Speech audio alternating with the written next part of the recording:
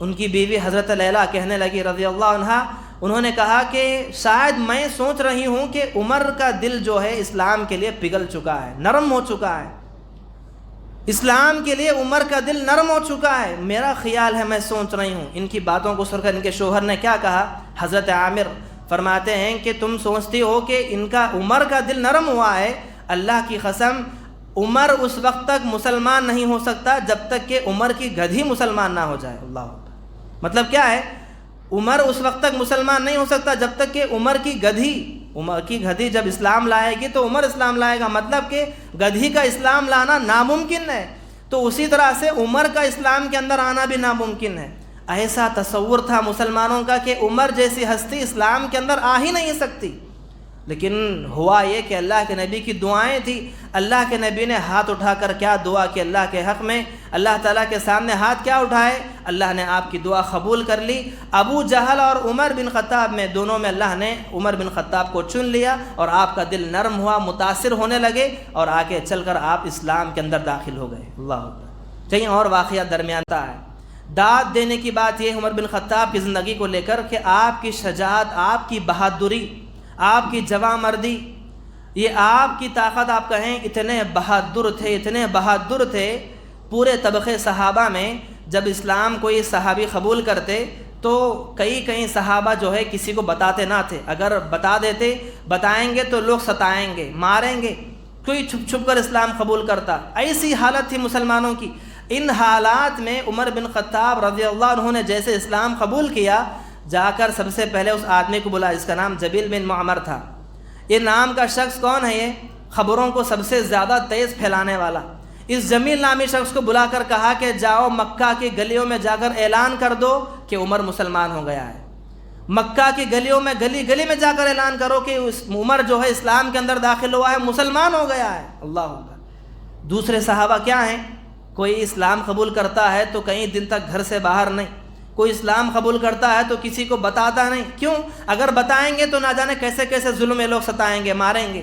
ایسے خوف زدہ ماحول میں اتنی بہادری آپ کی تھی کہ آپ نے کھلے طور پر اعلان، مدینہ پہنچنے تک کوئی جان کی گارنٹی نہیں، نہ جانے کون دشمن حملہ کر دے گا، کون معلوم نہیں۔ اتنا ایسا ماحول تھا۔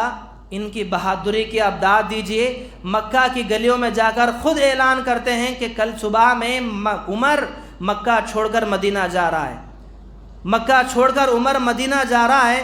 اگر کوئی چاہتا ہے کہ اس کی ماں اسے غم کرے، اگر کوئی چاہتا ہے کہ اس کی ماں غم کرے، نوحہ کرے، ماتم کرے، وہ آدمی آ کر میرے سامنے رک جائے، میرے راستے میں رکاوٹ بن کر دکھائیں۔ مطلب یہ تھا کہ اگر کسی میں ہمت ہے تو آگے آ کر آپ بتائیں، میرے راستے میں رکاوٹ بن کر دکھائیں۔ کسی کی ہمت نہ ہوئی، جرت نہ ہوئی کہ عمر بن خطاب کے راستے میں رکاوٹ بن سکے۔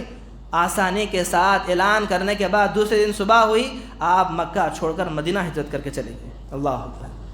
اور کتابیں لکھی کہ حضرت عمر ایک ایسی ہستی ہیں جن کی زبانی ایک جملہ نکلتا آسمان سے وہی نازل ہو جاتی۔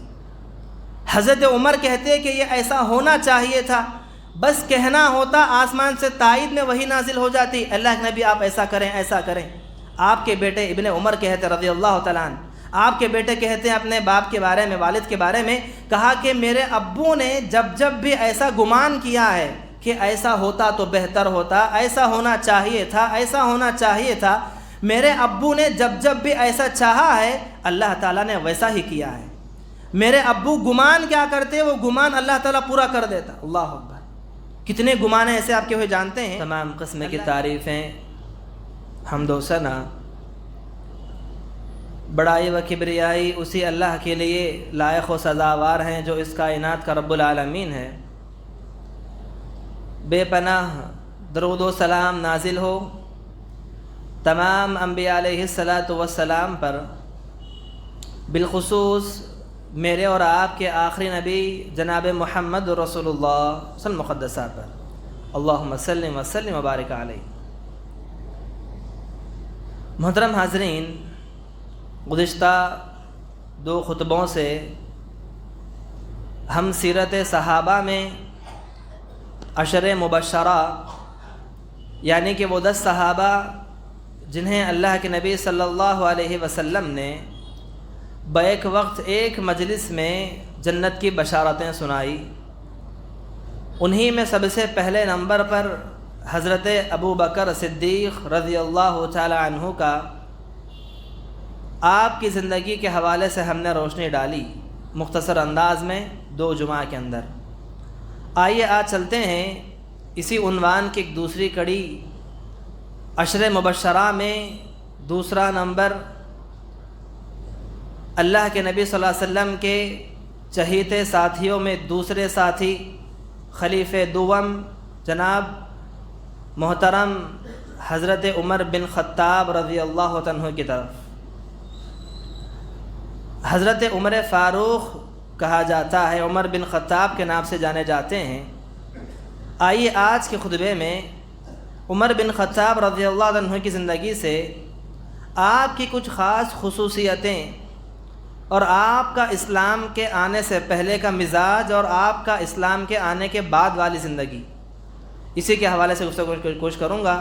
دعا کرتا ہوں پہلے اللہ تعالیٰ سے، اللہ تعالیٰ پہلے مجھ کہنے والے کو اور آپ سبھی سننے والوں کو ان تمام صحابہ کی زندگیوں سے جو اسباق ہمیں ملتے ہیں ان تمام سبق کو یاد رکھ کر اسی طرح زندگی گزارنے کے اللہ ہم سب کو توفیق عطا فرمائے۔ محترم حاضرین، آئیے دیکھتے ہیں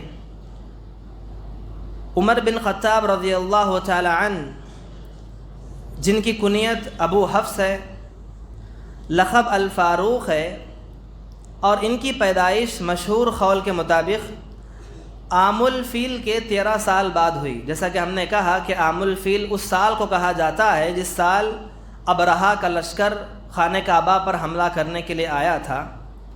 جو واقعہ پیش آیا جسے اس سال عام الفیل کہا جاتا ہے، اسی سال اللہ کے نبی کی پیدائش ہوئی۔ تو عام الفیل کے 13 سال بعد حضرت عمر بن خطاب کی پیدائش ہوئی رضی اللہ تعالی عنہ۔ تو پتہ چلا کہ اللہ کے نبی صلی اللہ علیہ وسلم کی عمر میں آپ 13 سال اللہ کے نبی سے چھوٹے تھے، اور پھر بلکہ ہم یہ کہہ سکتے ہیں کہ اللہ کے نبی صلی اللہ علیہ وسلم نے اس عمر بن خطاب کو، جو بعد میں اسلام قبول کر کے آئے اور آ کر خلیفہ دوم بنے اور اتنا اعزاز آپ کو ملا، رضی اللہ عنہم ورضوا عنہ کا لقب آپ پائے۔ قبل اسلام سے پہلے آپ کی زندگی کو آپ دیکھیں گے اٹھا کر، تو ایسی زندگی آپ کی تھی کہ اللہ کے نبی کو دعا کرنا پڑا۔ آپ دعا کر کے اللہ کے نبی صلی اللہ علیہ وسلم نے اللہ سے مانگا عمر بن خطاب کو۔ جیسا کہ آپ دیکھیں گے مکہ کی زندگی میں عمر بن خطاب ایک ایسی شخصیت ہیں رضی اللہ تعالی عنہ کہ مکہ کی زندگی میں کفار مشرکین جہاں پر موجود تھے، ان مشرکین میں، ان کفار میں بڑا اثر و رسوخ رکھنے والی شخصیت، مکہ کے اندر بڑا نام آپ کا، بڑا روب، بڑا دبدبہ پورے مشرکین میں، سرداروں میں، کفار میں۔ بڑی 2 ہستیاں تھیں، ایک ابو جہل اور ایک عمر فاروق۔ یہ 2 ہستیاں مکہ میں بڑے نامدار ہستیاں تھیں، اور یہ 2 ہستیاں بہت بھاری تھے مشرکین مکہ میں، کفار کے درمیان میں۔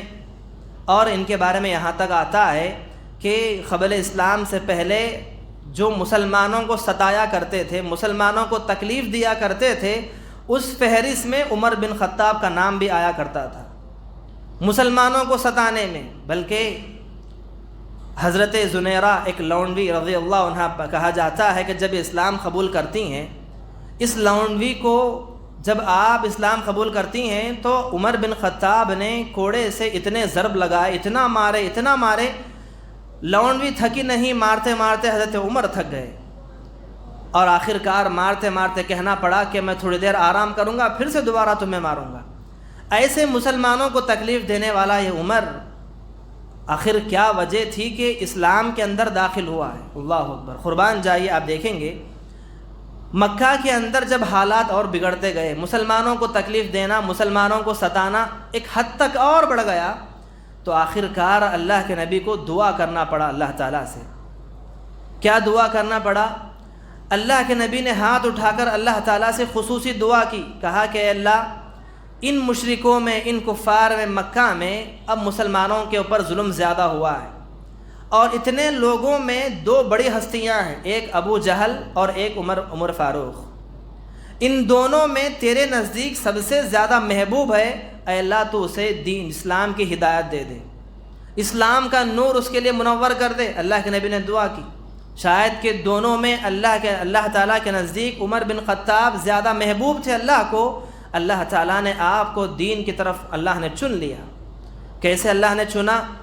قبولیت اسلام کے واقعات اگر آپ پڑھیں گے، عمر بن خطاب کے کئی واقعات ذکر کیے جاتے ہیں۔ عموماً مثلاً جب سے آپ کا دل اسلام کے لیے متاثر ہوا، اسلام کے لیے جب آپ کا دل پگھلنے لگا، دین کے لیے پگھلنے لگا، واقعات کیا ہیں؟ ایک مرتبہ یہ ہوا کہ اللہ کے نبی صلی اللہ علیہ وسلم خانہ کعبہ میں بیٹھ کر قرآن مجید کی تلاوت کر رہے تھے۔ صحیح بخاری کا واقعہ، مسلم شریف کا۔ خانہ کعبہ میں بیٹھ کر آپ قرآن کی تلاوت کر رہے تھے اور سورہ حاقہ کی تلاوت ہو رہی تھی۔ اللہ کے نبی پڑھ رہے تھے الحاقۃ ما الحاقہ وما ادراک ما الحاقہ کذبت ثمود وعاد بالقاریہ فاما ثمود فاہلکوا بالطاغیہ واما عاد فاہلکوا بریح صرصر عاتیہ۔ یہ آیتیں اللہ کے نبی تلاوت کر رہے تھے سورہ حاقہ کی۔ یہ آیتوں کی آواز حضرت عمر بن خطاب کے کانوں میں پڑی اور رک گئے، اور جو مضامین، جو مفاہیم اللہ تعالیٰ نے ان آیاتوں میں بیان کیے ہیں، ان مفاہیم کو سن کر، ان باتوں کو سن کر حضرت عمر بن خطاب کا دل پگھلنے لگا۔ تھوڑی دیر کے لیے دل متاثر ہونے لگا اور خود پہچان گئے کہ میرا دل متاثر ہو رہا ہے، میرا دل پگھل رہا ہے، اور خود سے کہنے لگے کہ عمر کیا بات ہے کہ تیرا دل اس کلام پر پگھل رہا ہے؟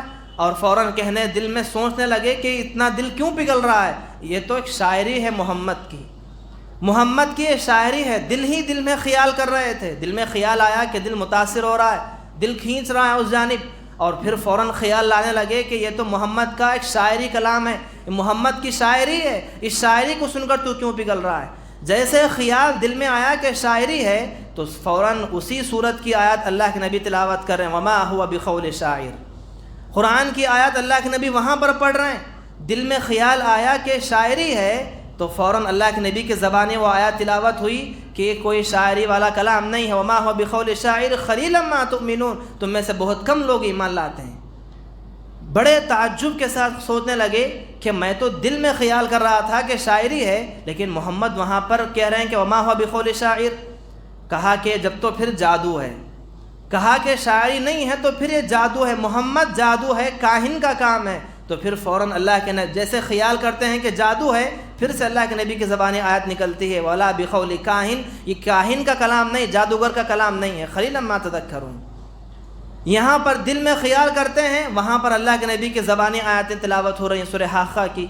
پھر سوچتے ہیں جب شاعری نہیں ہے، جادو نہیں ہے، کاہن کا کام نہیں ہے، تو پھر کلام ہے کیا ہے؟ تیسری مرتبہ جیسے خیال کرتے ہیں، فوراً پھر اللہ کے نبی کی زبان سورہ حاقہ کی وہی آیت تلاوت ہوتی ہے، تنزیل من الرحمن الرحیم، من رب الرحیم۔ کہا کہ یہ سورت، یہ قرآن تو وہ قرآن ہے جو اللہ کی جانب سے نازل کی گئی کتاب ہے، اس میں کوئی اس طرح کا شک نہیں ہے۔ اللہ فوراً وہاں سے ہٹ جاتے ہیں کہ دیکھا کہ اگر تھوڑی دیر اور رک جاؤں گا تو شاید کہ میرا دل پورا اسی طرح پگھل جائے، فوراً وہاں سے ہٹ کر آگے نکل جاتے ہیں۔ اور اتنا ہی نہیں، دیکھیں کئی ایسے واقعات ہیں جن کی جانب ایسی حالتوں میں آپ کا دل متاثر ہوا، اللہ کے نبی کی دعا اللہ نے آپ کو قبول فرمائی، آپ کا دل متاثر ہونے لگا۔ اور بالخصوص واقعے سے ہم اس کو دیکھ کر سکتے ہیں، آپ سوچیں گے کہ سوچ سے باہر کی بات تھی کہ عمر بن خطاب جیسی ہستی اسلام کے اندر داخل ہوگی، کوئی تصور نہیں۔ مکہ کے مسلمانوں کو اگر آپ پوچھیں گے کیا عمر نامی شخص بھی کیا اسلام کے اندر آئے گا، مسلمان بنے گا، تو مکہ کے مسلمانوں کو یقین نہیں، اتنا بلکہ نہیں۔ ایک راوی کی روایت کے اندر حضرت لیلہ رضی اللہ عنہ، ان کے شوہر حضرت عامر، یہ دونوں مکہ کے اندر زندگی گزارتے تھے۔ جب مکہ کی زندگی بڑی تنگی سے گزرنے لگی تو انہوں نے حبشہ جانے کا ارادہ کیا۔ حضرت لیلہ اور حضرت عامر رضی اللہ عنہ دونوں مل کر میاں بیوی مکہ سے باہر نکل گئے جانے کے لیے، حبشہ چلے جانا ہے، مکہ میں نہیں رہنا ہے۔ تو اچانک سامنے سے عمر بن خطاب آ گئے، آ کر پوچھنے لگے کہ کہاں جا رہے ہیں۔ جیسے ان کی نظر حضرت عمر بن خطاب پر پڑی رضی اللہ تعالی عنہ، تو دونوں نے سوچ لیا، ذہن میں دل میں بات لا لی کہ اب سامنا عمر سے پڑ گیا ہے، اب عمر ہمیں پوچھیں گے، ڈانٹیں گے، شاید جانے میں رکائیں گے، نہ جیسا جلاد قسم کا انسان ہے، بڑا بہادر، نہ جانے اب کیا کیا کر دے گا یہ انسان، اب روک لیا ہے اس نے، یہ تصور کرنے لگے۔ جیسے آگے بڑے ملاقات ہوئی تو پوچھا کہاں جا رہے ہیں؟ تو انہوں نے کہا کہ مکہ کی زندگی بڑی تنگی سے گزر رہی ہے، اب ہم ہجرت کر کے ایک ایسی جگہ میں جائیں گے جہاں پر ہمیں اللہ کی عبادت کرنے میں کوئی روکنے والا نہ ہو، ہمیں کھل کر عبادت کرنے دیا جائے گا، ایسی جگہ میں ہم جانے کے نکل رہے ہیں۔ ان الفاظ کو سننے کے بعد عمر بن خطاب کی زبانی کیا نکلا رضی اللہ تعالی عنہ؟ آپ کہنے لگے کہ جاؤ اللہ تعالیٰ کی تمہاری مدد، اللہ کی مدد تمہارے ساتھ شامل حال ہو۔ یہ دعائی جملے دے کر عمر بن خطاب آگے نکل گئے۔ میاں بیوی تھوڑی دیر کے لیے پریشان ہو گئے۔ عمر کی زبانی ایسے دعائی جملے، نہ روکا نہ ٹوکا نہ کسی طرح کی بات کی، اتنی آسانی کے ساتھ عمر، ان کی بیوی حضرت لیلہ کہنے لگی رضی اللہ عنہا، انہوں نے کہا کہ شاید میں سوچ رہی ہوں کہ عمر کا دل جو ہے اسلام کے لیے پگھل چکا ہے، نرم ہو چکا ہے، اسلام کے لیے عمر کا دل نرم ہو چکا ہے، میرا خیال ہے، میں سوچ رہی ہوں۔ ان کی باتوں کو سن کر ان کے شوہر نے کیا کہا؟ حضرت عامر فرماتے ہیں کہ تم سوچتی ہو کہ ان کا عمر کا دل نرم ہوا ہے، اللہ کی قسم عمر اس وقت تک مسلمان نہیں ہو سکتا جب تک کہ عمر کی گدھی مسلمان نہ ہو جائے۔ اللہ اکبر۔ مطلب کیا ہے؟ عمر اس وقت تک مسلمان نہیں ہو سکتا جب تک کہ عمر کی گدھی جب اسلام لائے گی تو عمر اسلام لائے گا، مطلب کہ گدھی کا اسلام لانا ناممکن ہے، تو اسی طرح سے عمر کا اسلام کے اندر آنا بھی ناممکن ہے۔ ایسا تصور تھا مسلمانوں کا کہ عمر جیسی ہستی اسلام کے اندر آ ہی نہیں سکتی، لیکن ہوا یہ کہ اللہ کے نبی کی دعائیں تھیں۔ اللہ کے نبی نے ہاتھ اٹھا کر کیا دعا کہ اللہ کے حق میں، اللہ تعالیٰ کے سامنے ہاتھ کیا اٹھائے؟ اللہ نے آپ کی دعا قبول کر لی۔ ابو جہل اور عمر بن خطاب میں دونوں میں اللہ نے عمر بن خطاب کو چن لیا اور آپ کا دل نرم ہوا، متاثر ہونے لگے اور آگے چل کر آپ اسلام کے اندر داخل ہو گئے۔ اللہ اکبر۔ کئی اور واقعات درمیان میں موجود ہیں، میں بل اختصار جا رہا ہوں۔ اب اسلام کے اندر داخل ہو گئے تو معاملہ کیا ہوا؟ جب اسلام کے اندر داخل ہوئے تو مکہ کے اندر مسلمانوں کا وزن ہی بڑھ گیا۔ اب تک مسلمان مکہ کے اندر بے وزن تھے، کوئی مسلمانوں کو یہ وزن نہیں۔ کوئی بچہ اگر مسلمان پر چلائے گا تو مسلمان خاموش چلے جائیں گے۔ کوئی مشرکین کا گھرانے کا کوئی بھی آدمی کسی بھی طرح کی ظلم کرے گا مسلمانوں پر، کوئی پلٹا کر جواب دینے والا نہیں، سہنے والے، سن کر آگے سر جھکا کر چلنے والے۔ ابن مسعود کہتے ہیں کہ جب عمر بن خطاب اسلام کے اندر داخل ہوئے تو ہم سر اٹھا کر چلنے لگے مکہ کے اندر، اب تک ہمارے سر جھکے ہوئے تھے۔ خانہ کعبہ میں چھپ چھپ کر جانا، چوری چوری عبادت کرنا، کوئی دیکھ نہ لے، چوری چوری عبادت کیا کرتے تھے۔ لیکن جیسے عمر بن خطاب جیسی ہستی اسلام کے اندر داخل کیا ہوئی، ہم کھل کر خانہ کعبہ میں جانے لگے، خانہ کعبہ میں جا کر کھل کر عبادت کرنے لگے، کسی طرح کی روک نہیں، کسی طرح کی ٹوک نہیں۔ اللہ اکبر۔ ایک آدھا جو ایک روب دبدبا تھا مشرکین کا، آدھی کمر ان کی ٹوٹ گئی، مسلمانوں کے اوپر مسلمان غالب آ گئے۔ جیسے ان کی، اب آگے دیکھیں آپ، داد دیا جا سکتا ہے۔ داد دینے کی بات یہ عمر بن خطاب کی زندگی کو لے کر کہ آپ کی شجاعت، آپ کی بہادری، آپ کی جواں مردی، یہ آپ کی طاقت، آپ کہیں اتنے بہادر تھے پورے طبقے صحابہ میں۔ جب اسلام کوئی صحابی قبول کرتے تو کئی صحابہ جو ہے کسی کو بتاتے نہ تھے، اگر بتائیں گے تو لوگ ستائیں گے، ماریں گے، کوئی چھپ چھپ کر اسلام قبول کرتا۔ ایسی حالت تھی مسلمانوں کی۔ ان حالات میں عمر بن خطاب رضی اللہ عنہ نے جیسے اسلام قبول کیا، جا کر سب سے پہلے اس آدمی کو بلا، جس کا نام جبیل بن معمر تھا۔ یہ نام کا شخص کون ہے؟ یہ خبروں کو سب سے زیادہ تیز پھیلانے والا۔ اس جمیل نامی شخص کو بلا کر کہا کہ جاؤ مکہ کی گلیوں میں جا کر اعلان کر دو کہ عمر مسلمان ہو گیا ہے۔ مکہ کی گلیوں میں، گلی میں جا کر اعلان کرو کہ عمر جو ہے اسلام کے اندر داخل ہوا ہے، مسلمان ہو گیا ہے۔ اللہ اکبر۔ دوسرے صحابہ کیا ہیں؟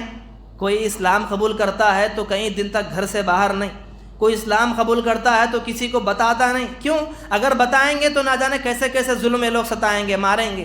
ایسے خوف زدہ ماحول میں اتنی بہادری آپ کی تھی کہ آپ نے کھلے طور پر اعلان کروایا۔ اور اتنا ہی نہیں بلکہ یہ وقت وہ تھا کہ جب سارے لوگ ہجرت کر کے مدینہ جا رہے تھے، اللہ کے نبی مدینہ جا چکے تھے، تو آپ کو دیکھ کر کئی صحابہ جا رہے تھے، تو آپ نے ارادہ کیا کہ جب اللہ کے نبی نہیں ہیں، صحابہ نہیں ہیں، تو میں بھی مکہ چھوڑ کر مدینہ چلا جاؤں گا۔ مدینہ جانے کا ارادہ جیسے کیا عمر بن خطاب رضی اللہ عنہ نے، سارے لوگوں کی حالت کیا تھی؟ پورے مسلمان صحابہ ڈر کے مارے، خوف کے مارے، مدینہ پہنچنے تک کوئی جان کی گارنٹی نہیں، نہ جانے کون دشمن حملہ کر دے گا، کون معلوم نہیں۔ اتنا ایسا ماحول تھا، ان کی بہادری کی آپ داد دیجئے۔ مکہ کی گلیوں میں جا کر خود اعلان کرتے ہیں کہ کل صبح میں عمر مکہ چھوڑ کر مدینہ جا رہا ہے، مکہ چھوڑ کر عمر مدینہ جا رہا ہے۔ اگر کوئی چاہتا ہے کہ اس کی ماں اسے غم کرے، اگر کوئی چاہتا ہے کہ اس کی ماں غم کرے، نوحہ کرے، ماتم کرے، وہ آدمی آ کر میرے سامنے رک جائے، میرے راستے میں رکاوٹ بن کر دکھائیں۔ مطلب یہ تھا کہ اگر کسی میں ہمت ہے تو آگے آ کر آپ بتائیں، میرے راستے میں رکاوٹ بن کر دکھائیں۔ کسی کی ہمت نہ ہوئی، جرت نہ ہوئی کہ عمر بن خطاب کے راستے میں رکاوٹ بن سکے۔ آسانی کے ساتھ اعلان کرنے کے بعد دوسرے دن صبح ہوئی، آپ مکہ چھوڑ کر مدینہ ہجرت کر کے چلے گئے۔ اللہ اکبر۔ اور جب مدینہ چلے گئے، اسلام کے اندر آپ داخل کیا ہوئے، آپ کی اور بھی بہت سے واقعات ہیں۔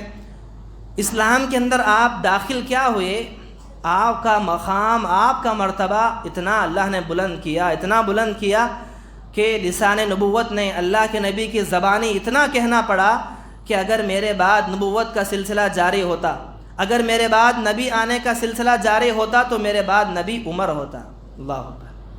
نبوت کا تاج کسی کو پہنایا جاتا تو میرے بعد عمر کو پہنایا جاتا، میرے بعد کوئی نبی ہوتا تو عمر ہوتا، اتنا کہنا پڑا۔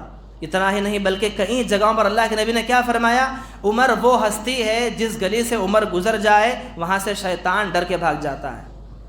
ایسا انسان ہے عمر کہ اگر کسی گلی سے گزر جائے شیطان کی مجال نہیں کہ اس گلی سے شیطان گزرے۔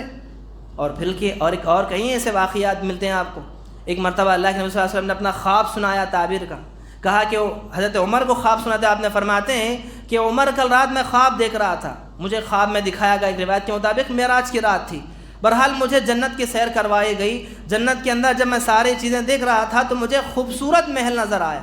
میں نے پوچھا کہ کس کا محل ہے، اتنا شاندار محل، اتنا خوبصورت محل؟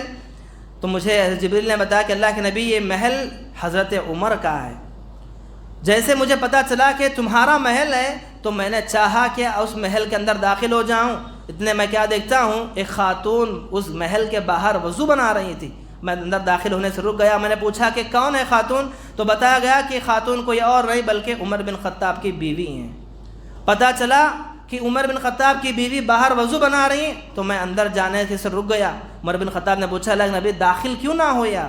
کہا کہ عمر کیسے داخل ہوتا، تمہارے جذبے غیرت مجھے یاد آ گئی، تمہاری غیرت کو یاد کر کے میں اس محل کے اندر داخل نہ ہوں۔ اللہ اکبر۔ اتنی غیرت مند انسان تھے عمر بن خطاب، قربان جائیے۔ کہا کہ اللہ کے نبی آپ کے معاملے میں میری غیرت کیسے جاگے گی، دوسروں کے معاملے میں غیرت ہے تو آپ کیوں نہ زار و خطار رونے لگے۔ اللہ، ایسی کیسی اور بھی بعض خصوصیات ہیں جن خصوصیات کے حامل آپ کو طبقِ صحابہ میں ایک مقام ملا، ایک مرتبہ ملا۔ وہ کیا خصوصیات ہیں؟ آپ کی دور اندیشی، آپ کی فراست اور آپ کا علم، بہت دور تک سوچنے والے، کسی بھی معاملے کو بہت دور دور تک خیال کرنے والے، اتنا علم تھا آپ کا۔ اس علم کی تعبیر اللہ کے نبی نے خواب سے کی۔ آپ نے فرمایا کہ ایک خواب میں نے دیکھا جس خواب میں برتن سے جو ہے دودھ پی رہا ہوں، بھرپور میں دودھ پی کر پورا مطمئن ہوا تو اسی برتن کو میں نے عمر بن خطاب کے ہاتھ میں دیا تو عمر بن خطاب نے اس دودھ کا پیالہ لے کر دودھ پیا۔ صحابہ نے پوچھا اللہ کے نبی اس کا کیا مطلب ہے، دودھ سے مراد کیا ہے؟ کہا کہ یہ شریعت کا علم ہے، جو علم میں پی رہا تھا، جو علم مجھے ملا، میرے بعد شریعت کا اتنا زیادہ علم عمر بن خطاب کو ملا ہے۔ اللہ، اتنا ہی نہیں بلکہ آپ نے دیکھا کہ آپ ایک ایسی ہستی تھی، آپ کی دور اندیشی، اتنا دور دور تک سوچنے والے کہ آپ کبھی دور تک سوچ کر کبھی مشورہ دیتے اللہ کے نبی کو، اللہ کے نبی اپنی بات واپس لیتے عمر بن خطاب کی بات کے آگے۔ حضرت عمر کے مشورے پر اللہ کے نبی نے اب کبھی کبھار اپنی بات کو واپس لیا ہے۔ ایک مرتبہ ہوا کیا، اللہ کے نبی اپنے صحابہ کے ساتھ بیٹھے ہوئے تھے، اچانک اللہ کے نبی اٹھ کر چلے گئے۔ کافی دیر ہوئی اللہ کے نبی واپس آئے نہیں۔ صحابہ کو ڈر ہوا کہ کہیں ایسا نہ ہو کہ دشمن آپ پر حملہ کیا ہے۔ صحابہ اٹھ کر اللہ کے نبی کو ڈھونڈنے لگے، اللہ کے نبی کو تلاش کرنے نکلے، کوئی ادھر کوئی ادھر کوئی ادھر۔ تو حضرت ابو ہریرہ رضی اللہ تعالیٰ عنہ کو اللہ کے نبی ملے، کہاں پر؟ ایک باغیچے میں۔ آپ نے دیکھا کہ اللہ کے نبی اکیلے بیٹھے ہوئے ہیں، کوئی نہیں، اکیلے بیٹھے ہوئے ہیں۔ حضرت ابو ہریرہ وہاں پر پہنچے، اللہ کے نبی آپ یہاں پر بیٹھے، ہم آپ کو ڈھونڈ رہے تھے۔ اس وقت اللہ کے نبی فرمایا کہ ابو ہریرہ جاؤ، جا کر اعلان کر دو کہ جو بھی آدمی لا الہ الا اللہ پڑھے گا اس آدمی کو جنت کی بشارت سنا دو، اور آپ نے جوتے ساتھ میں دے دیے۔ کیوں جوتے دینے کا مطلب کیا ہے؟ تصدیق ہے کہ اللہ کے نبی کے جوتے ہیں، گویا بات کا جھوٹی نہیں سچی بات ہے، کیونکہ میرے ہاتھ میں اللہ کے نبی مجھے ابھی بتا رہے ہیں اور میں اللہ کے نبی کے جوتے لے کر آ رہا ہوں۔ ایک مثال تھی اس زمانے میں پہچاننے کے لیے۔ جوتے اپنے ہاتھ میں دے دیے اور کہا کہ جاؤ جو بھی ملے گا اسے کہو، جو بھی آدمی لا الہ الا اللہ پڑھے گا وہ آدمی جنت میں داخل ہو جائے گا۔ اور ابو ہریرہ آپ کی بات کے مطابق باہر نکل گئے، لوگوں کو سناتے گئے، پڑھاتے گئے، آگے جاتے گئے، یہاں تک کہ آپ کی ملاقات عمر بن خطاب سے ہوئی۔ جیسے عمر بن خطاب سے آپ کی ملاقات ہوئی تو آپ نے وہی بات سنائی کہ اللہ کے نبی نے کہا ہے جو آدمی لا الہ الا اللہ پڑھ لے گا وہ آدمی جنت میں داخل ہو جائے گا۔ جیسے ابو ہریرہ کی زبانی حضرت عمر نے بات سنی رضی اللہ تعالیٰ عنہ تو ایک گھونسا بنا کر سینے پر حضرت عمر نے مارا۔ ابو ہریرہ کے سینے پر ایک گھونسا ایسے مارتے ہیں کہ ابو ہریرہ نیچے گر جاتے ہیں، اور زار و خطار روتے ہوئے اللہ کے نبی کے پاس پہنچے، کہا کہ اللہ کے نبی آپ ہی نے کہا تھا مجھے بات بتانے کے لیے، میں عمر بن خطاب کو بات بتاتا ہوں تو حضرت عمر مجھے سینے پر جو ہے گھونسا مارتے ہیں۔ اس اتنے میں حضرت عمر وہاں پر پہنچے اور پہنچ کر پوچھا اللہ کے نبی سے، اللہ کے نبی کیا آپ نے ایسے کہا ہے؟ ہاں میں نے کہا تھا ایسے بتانے کے لیے۔ تو حضرت عمر نے اس وقت کہا اللہ کے نبی میرا ایک مشورہ ہے، آپ نے جو بات کہی ہے کہ جو بھی آدمی لا الہ الا اللہ پڑھے گا جنت کے اندر داخل ہو جائے گا، ایسا نہ کہیں تو بہتر ہے۔ کیوں؟ کیونکہ اگر آپ صرف لا الہ الا اللہ پر جنت کی بشارت آپ دے دیں گے تو لوگ عمل کرنا چھوڑ دیں گے، لوگوں کو عمل کرنے دیجئے۔ یہ بات اللہ کے نبی کو اتنی پسند آئی، آپ نے کہا کہ بہت بہترین بات تم نے بتائی ہے کہ لوگوں کو عمل کرنے دو، چھوڑ دو، اب کسی کو مت بتاؤ۔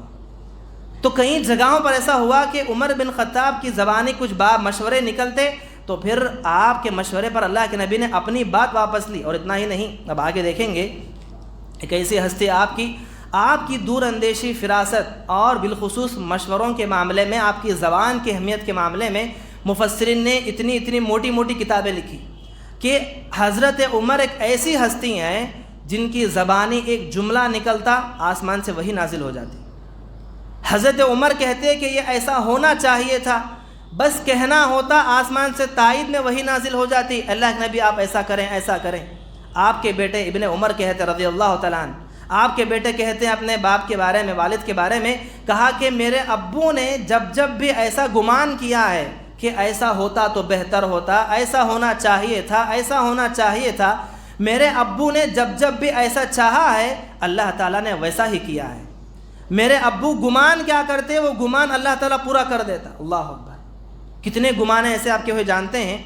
اللہ کے نبی صلی اللہ علیہ وسلم آپ صحابہ کو لے کر پہلے قبلہ بیت المقدس کی جانب تھا، مصلی آپ وہاں پر کر کے نماز پڑھتے۔ کئی لوگوں کی خواہش تھی لیکن کسی نے ظاہر نہیں کیا، اللہ کے نبی کی بھی خواہش تھی۔ حضرت عمر بن خطاب رضی اللہ تعالیٰ عنہ آئے، آ کر کہا اللہ کے نبی میری خواہش ہے، مسلمانوں کی خواہش ہے، ہم مقام ابراہیم جو خانہ کعبہ کے سامنے ہے، مقام ابراہیم کو ہم مصلی بنائیں۔ اب تک ہم نماز یہاں پڑھ رہے ہیں، اگر مصلی یہاں پر بنا لیا جائے تو بہتر ہوتا، بہتر رہے گا۔ مشورہ آپ کا دیا گیا، کچھ دیر کے لمحات کیا گزرے، آسمان سے وہی نازل ہو گئی، واتخذوا من مقام ابراہیم مصلی۔ اللہ کے نبی اب تک آپ نماز وہاں پڑھ رہے تھے، اب آپ نماز کی جگہ کو مقام ابراہیم کو مصلی بنائیں، اپنا قبلہ بدل لیں، آپ مقام ابراہیم کو مصلی بنا دیجئے۔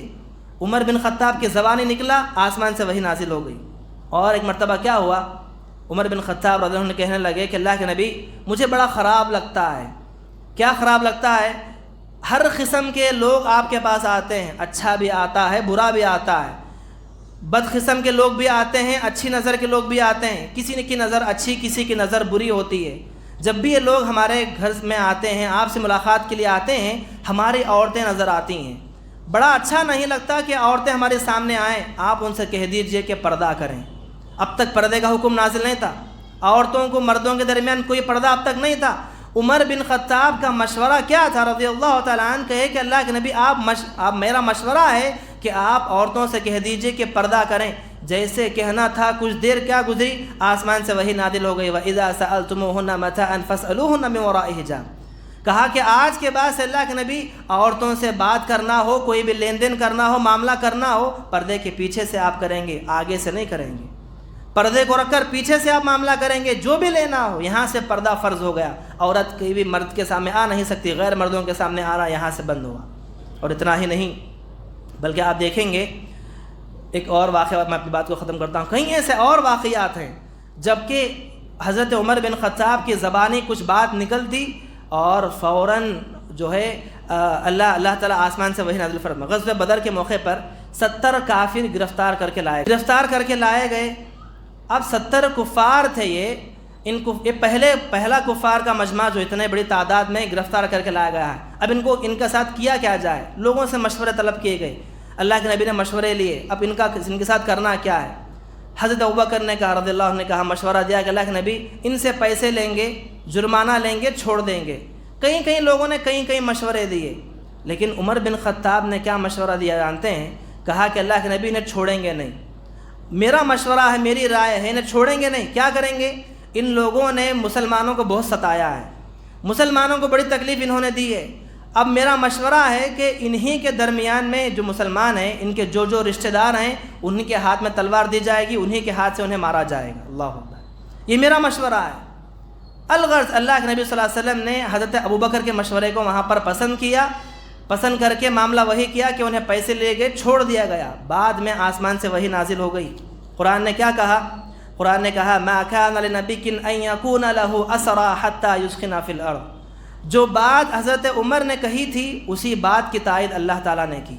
وہ بات صحیح تھی. عمر بن خطاب کی تائید آسمان سے نازل ہوئی. جو فیصلہ عمر بن خطاب نے کیا تھا، بتایا تھا، مشورہ دیا تھا، اسی مشورے کی تائید یہاں پر ہوئی. کئی ایسے اور واقعات ہیں، جیسا کہ مشہور معروف واقعہ ایک اور، وہ کیا؟ رئیس منافقوں کا ایک بہت بڑا سردار، جو مسلمانوں کی صفوں میں رہ کر مسلمانوں کو ستانے والا، مسلمانوں کو مارنے والا، جس سے مسلمانوں کو بہت زیادہ نقصان ہوا. عبداللہ بن ابی بن سلول رئیس المنافق کے لقب سے جانا گیا. اتنا بڑا منافق. جب اس کا انتقال ہوا، ان کے بیٹے، ان کا نام بھی عبداللہ، بیٹے کا نام بھی عبداللہ، باپ کا نام بھی عبداللہ. ان کے بیٹے جو پکے سچے مومن تھے، پورے سچے مومن تھے، پکے مومن تھے، لیکن باپ منافق تھا. باپ کا انتقال ہوا تو حضرت عبداللہ کو بڑا غم ہوا، غمزدہ ہوئے باپ کی جدائی پر. اللہ کے نبی خدمت میں حاضر ہوئے، آ کر کہا کہ اللہ کے نبی میرے باپ کا انتقال ہوا ہے، میرا باپ منافق تھا، جو بھی تھا، میری خواہش ہے کہ آپ کی چادر میں لے لوں اور اپنے باپ کو وہی چادر اڑا کر دفن کر دوں. آپ کی جو خمیس ہے، جو آپ کی چادر ہے، میں وہ چاہتا ہوں میرے باپ کے اوپر اڑاؤں، اسی چادر میں میرے باپ کو دفن کروں. اللہ کے نبی صلی اللہ علیہ وسلم نے کسی طرح کا عذر پیش نہیں کیا. حالانکہ کون ہے رئیس المنافق؟ ہر معاملے میں مسلمانوں کو ستانے والا، مسلمانوں کو تکلیف پہنچائی. بیٹے کی خواہش، حضرت عبداللہ کی اس غمزدہ مزاج کو دیکھ کر اللہ کے نبی نے فوراً اپنی چادر اتاری اور اتار کر دے دیا کہ جاؤ لے جاؤ. چادر لے جا کر اپنے باپ کو اڑا لیے. اب بھی مطمئن نہیں ہوئے حضرت عبداللہ. پھر اللہ کے نبی خدمت میں حاضر ہو کر کہا کہ اللہ کے نبی میری اور خواہش ہے کہ آپ میرے باپ کی نماز جنازہ پڑھا دیجئے. اللہ اکبر. اب یہ معاملہ یہ تھا کہ نماز جنازہ پڑھانا ہے، لیکن کئی ایسے حالات آگے تھے کہ اس نے بڑی سرکشی کی تھی مسلمانوں کے ساتھ. بیٹے کے مشورے کو سن کر حضرت عبداللہ کے غمزدہ مزاج کو دیکھ کر اللہ کے نبی نماز پڑھانے کے لیے بھی راضی ہو گئے. منافق کی نماز پڑھانے کے لیے اللہ کے نبی آگے بڑھنے لگے. پورے صحابہ کا مجمع جمع تھا مسجد کے اندر. کسی کی مجال نہیں تھی کہ اللہ کے نبی کو روکیں اور اللہ کے نبی کو بولیں، سوائے حضرت عمر بن خطاب کے. حضرت عمر بن خطاب پیچھے اللہ کے نبی کے جانے لگے، کہنے لگے کہ اللہ کے نبی نماز مت پڑھائیے، اس منافق کی نماز مت پڑھائیے آپ، کیونکہ اس کے کارنامے گنانے لگے. یاد کس نے ایسا کیا، اس نے ایسا کیا، مسلمانوں کو ستایا، مسلمانوں کو نقصان پہنچایا. اس کے کارنامے یاد دلانے لگے اور کہنے لگے کہ اللہ کے نبی میرا مشورہ ہے نماز مت پڑھائیے. اللہ کے نبی نے کیا کہا؟ استغفر لهم او لا تستغفر لهم ان تستغفر لهم 70 مرة فلن يغفر الله لهم. اللہ نے قرآن مجید میں کہا کہ اللہ کے نبی آپ ایسے لوگوں کی استغفار کیجئے، مغفرت کی دعا کیجئے. 1 مرتبہ نہیں، 2 مرتبہ نہیں، 70 بار بھی آپ ان کی مغفرت کریں گے تو بھی مغفرت نہیں ہوگی. یہ آیت اللہ کے نبی پڑھا کہا کہ اللہ نے مجھے کہا کہ مغفرت کریں لیکن مغفرت نہیں ہوگی، لیکن مغفرت کرنے سے اللہ نے مجھے روکا نہیں ہے. نہیں کہا کہ اللہ کے نبی آپ مغفرت نہ کیجئے، مجھے اللہ نے روکا نہیں، میں نماز پڑھاؤں گا. اللہ کے نبی آگے بڑھے، نماز آپ نے پڑھا دی. نماز جیسے ختم کیا ہوئی، آسمان سے وحی نازل ہو گئی. وَلَا تُصَلِّ عَلَىٰ أَحَدٍ مِّنْهُمْ مَاتَ أَبَدًا وَلَا تَقُمْ عَلَىٰ قَبْرِهِ. اللہ کے نبی آج کے بعد سے آپ منافقوں کی نماز نہیں پڑھائیں گے، منافقوں کی نماز جنازہ نہیں پڑھائیں گے، ان کی خبروں پر آپ کھڑے ہو کر دعا نہیں کریں گے، خبروں پر کھڑے نہیں ہوں گے. اللہ اکبر. عمر بن خطاب ایک ایسی ہستی تھی جن کی زبانیں کچھ مشورہ نکلتا، اس مشورے کی تائید آسمان کی وحی کیا کرتی تھی، اور بھی کئی ایسے واقعات میں ملتے ہیں۔ تو بتانا مقصود یہاں پر یہ ہے کہ آپ کی دور اندیشی، آپ کی فراست، آپ کا مزاج، آپ کے اندر جو علم تھا، طبقے صحابہ میں یہی علم، یہی فراست، یہی دور اندیشی آپ کو مقام ایک مرتبہ اللہ نے آپ کا بلند کیا۔